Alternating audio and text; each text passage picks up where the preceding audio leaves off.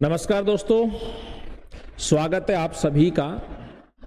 अभी हाल ही में 2 नवंबर 2025 को आपने ग्राम विकास अधिकारी वीडियो का एग्जाम दिया है और उस एग्जाम्स के अंतर्गत आपका लेवल क्या रहा है, कितना स्कोर आप कर पा रहे हैं, इसका आपने आकलन बहुत सारे यूट्यूब चैनल्स पर आपने अपने जो स्टडी मटेरियल था उसके आधार पर पेपर को देखकर आपने कर लिया होगा। फिर भी अपन यहाँ पे एक छोटी सी अनुमानित कट ऑफ जो है उसकी बात करने वाले हैं, क्योंकि कट ऑफ जो होती है उसका केवल अनुमान लगाया जा सकता है। कोई प्रॉपर आंकड़ा जो होता है वो अपने पास नहीं होता है, क्योंकि कुछ विद्यार्थी जो हैं वो बिल्कुल सत्य बता देते हैं, जबकि कुछ विद्यार्थी जो हैं वो अपने आंकड़े जो उनके डाटा उनके नंबर्स जो आ रहे हैं उनको क्या कर लेते हैं, छिपा लेते हैं। तो अपन उसी आधार पर बात करने वाले हैं। बाकी फिर भी मैं आपको एक बात कहूंगा कि कोई भी एग्जाम जो होता है वो आपके भविष्य का निर्धारण नहीं करता है। अगर आप इस एग्जाम में असफल हो रहे हैं तो आप किसी दूसरे एग्जाम्स के अंतर्गत जिसके लिए आप एलिजिबल हैं आप उसकी तैयारी कर सकते हैं।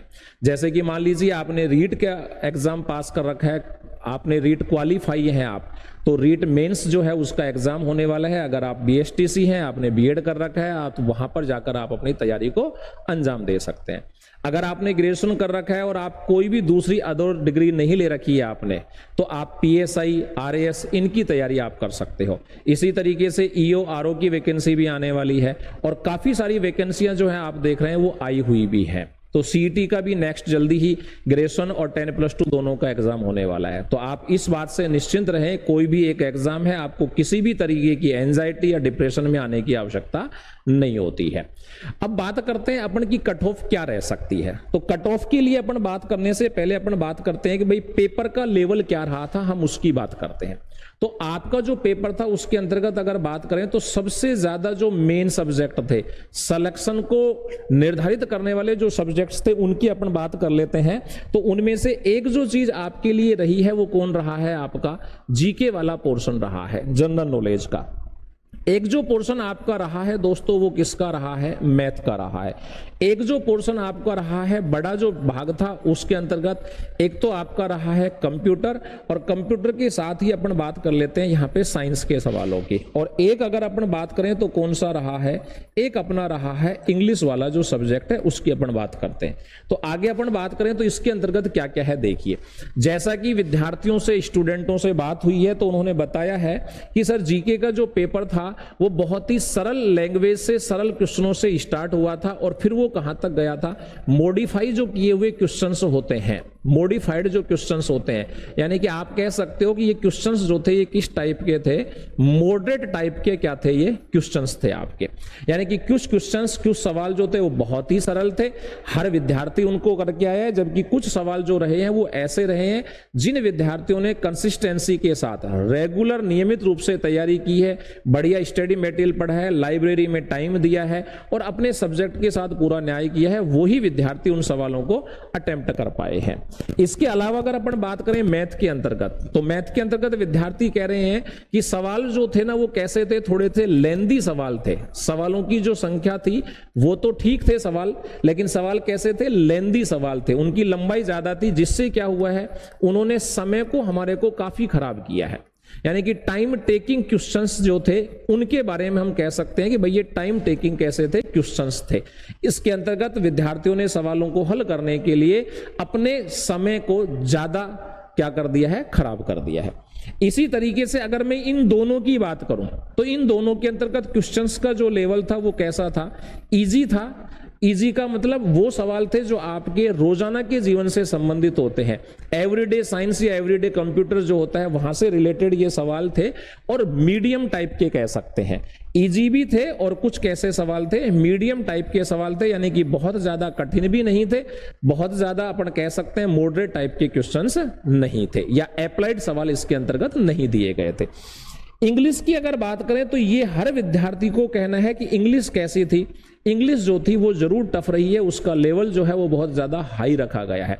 बाकी कोई ना कोई एक सब्जेक्ट किसी एग्जाम में ऐसा होता है जो सिलेक्शन को निर्धारित करता है। तो हम कह सकते हैं कि यहां पर सिलेक्शन को निर्धारित करने वाले जो सब्जेक्ट आपके रहे हैं वो कौन रहे हैं, सिलेक्शन को निर्धारित करने वाले जो सब्जेक्ट रहे हैं, जैसा कि विद्यार्थियों से बात हुई है, जैसा कि आंकड़े प्राप्त हुए, उस आधार पर हम कह सकते हैं कि यहां पर इंग्लिश और मैथ जिस व्यक्ति का बहुत अच्छा गया है वो व्यक्ति बिल्कुल एकदम सेफ में है। ये दोनों के दोनों इस पेपर के अंतर्गत क्या है, सिलेक्शन को निर्धारित करने वाले हैं। अब आपको लगता होगा सर मेरिट तो जो है वो बहुत हाई जाएगी, तो ऐसा नहीं होता है किसी भी एग्जाम्स के अंतर्गत। आप ध्यान रखें इस बात का। जैसे आपके सामने लेटेस्ट ईओ के एग्जाम को देख लो, 118 पोस्टें थी उसके अंतर्गत टोटल, और उसकी मेरिट क्या गई है, वही 70% के आसपास रही है। तो ये ध्यान रखना हमेशा, आप किसी भी एग्जाम्स के अंतर्गत मैक्सिमम नंबर ऑफ स्टूडेंट्स जो होते हैं वो कहां तक पहुंच पाते हैं, मैक्सिमम नंबर ऑफ स्टूडेंट्स जो होते हैं वो केवल कहां तक पहुंच पाते हैं, वो पहुंच पाते हैं मैक्सिमम हम कह सकते हैं 100 से लेकर 110 क्वेश्चंस तक जो है वो पहुंच पाए होंगे इस एग्जाम्स के अंतर्गत। यानी कि मेरिट अगर मैं बात करूं तो लगभग कितनी रहने वाली है, वही रहने वाली है लगभग 65 से लेकर 70% की जो मेरिट है वही लगभग यहां रहने वाली है। हो सकता है इसके अंतर्गत 2-4 नंबर या 2-4% का ऊपर नीचे हो जाए, तो लगभग अपन मान सकते हैं 70 से लेकर 75 के बीच में या 65 से लेकर 75 के बीच में जो है वो आपकी मेरिट रह सकती है, क्योंकि बहुत कम विद्यार्थी होते हैं जो इससे ऊपर पहुंच पाते हैं। क्योंकि किसी भी एग्जाम्स के अंतर्गत है ना, हर तरीके के सवाल होते हैं।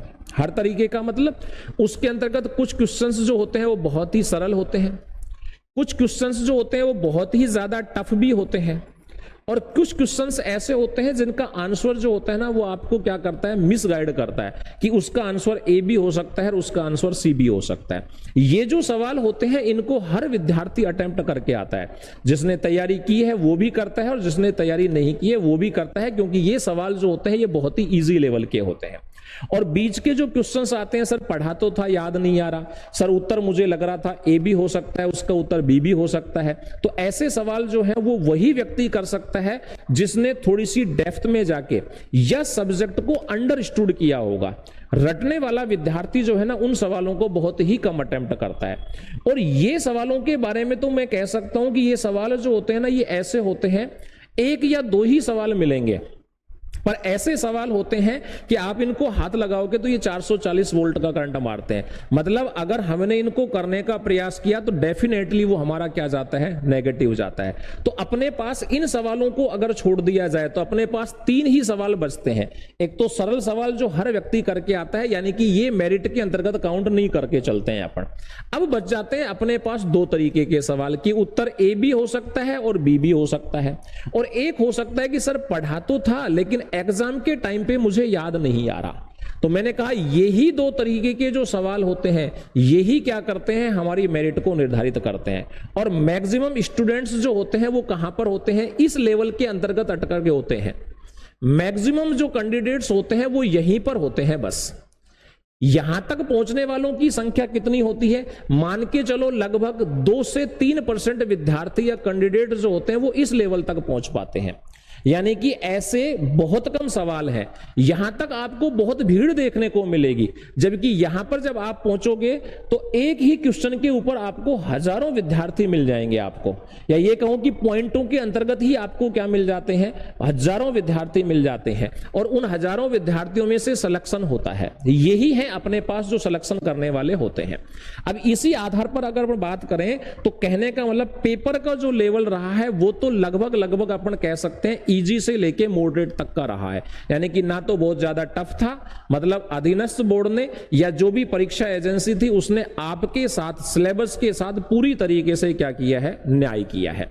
अब हम बात करने वाले हैं कि भाई अनुमानित कट ऑफ क्या रह सकती है। तो अनुमानित कट ऑफ की अगर मैं बात करूं तो जनरल कैंडिडेट की अगर अपन बात करके चलें तो जनरल कैंडिडेट जिन्होंने 140 से लेकर 145 क्वेश्चंस जो है वो अटेम्प्ट किए हैं और उनके ये क्वेश्चंस सही हैं, वो बिल्कुल सेफ जोन में है एकदम से। यानी कि वो सिलेक्शन जो है वो ले सकते हैं यहां से। तो 140 से 145 क्वेश्चंस जिस व्यक्ति ने सही किए हैं, जिसके सही बैठ रहे हैं, वो व्यक्ति सिलेक्शन की लाइन में उपस्थित है। इसी तरीके से अगर बात करें ओबीसी कैंडिडेट की, अगर अपन बात करें तो ओबीसी कैंडिडेट की मेरिट जो है वो जनरल से बहुत ज्यादा कम नहीं रहती है, लगभग उसी के बराबर रहती है। तो मैं कह सकता हूं जिस विद्यार्थी ने 136 से लेकर 139 140 सवाल तक जिसने हल किए हैं और जिसके सही बैठ रहे हैं, इतने क्वेश्चंस जिसके सही हैं, वो बिल्कुल सेफ जोन में है, वो अपने आप को सिक्योर मान सकता है। इसी के आधार पर अगर बात की जाए एससी कैंडिडेट की, तो इनकी मेरिट रह सकती है दोस्तों 60 से लेकर इनकी मेरिट रह सकती है 135 से लेकर कितने तक रह सकती है? 135, 132, 33 से लेकर कहां तक रह सकती है? 135 क्वेश्चंस तक इनकी क्या रह सकती है? मेरिट रह सकती है। और एसटी की अगर बात की जाए तो एसटी के विद्यार्थियों का आंकड़ा रहेगा लगभग 130 अंक, यानी कि 130 प्रश्न के आसपास। तो बहुत ज्यादा जो है ना डिफरेंस आपको मेरिट के अंतर्गत या कि कट ऑफ के अंतर्गत आपको देखने को नहीं मिलेगा। तो ऐसे भी काफी सारे कैंडिडेट होते हैं कि हमारा सब वीडियो में सिलेक्शन हो जाता है, उसके बाद भी वो किसी दूसरे एग्जाम की तैयारी करते हैं। इनमें से कुछ पीएसआई में भी जाएंगे, कुछ आरएस में भी जाएंगे। जैसे अभी आरएस 2023 का रिजल्ट देखो आप, बहुत सारे कम से कम 8-9 कैंडिडेट ऐसे हैं जिन्होंने वीडियो का एग्जाम दे रखा था, वो पोस्टेड भी हो रहे थे और फिर उन्होंने आरएस की तैयारी किया, वो आरएस में सिलेक्शन भी हो गया है। तो आपका कोई भी एक एग्जाम जो है वो आपके भविष्य का निर्धारण नहीं कर रहा है।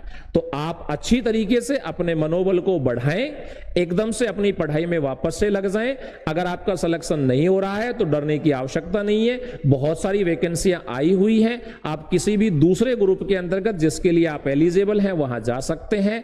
तो निश्चित रूप से स्वस्थ रहें, मस्त रहें और अपनी तैयारी को लगातार जारी रखें, क्योंकि हो सकता है आपको वीडियो में सिलेक्शन होने के बाद भी कि दूसरा एग्जाम जो है वो देना पड़ जाए। आपका मन कर जाए फ्यूचर के अंतर्गत साहब मुझे तो आरएस अधिकारी बनना है, तो आप वहां पे भी दे सकते हैं। तो थैंक यू दोस्तों, स्वस्थ रहें, मस्त रहें।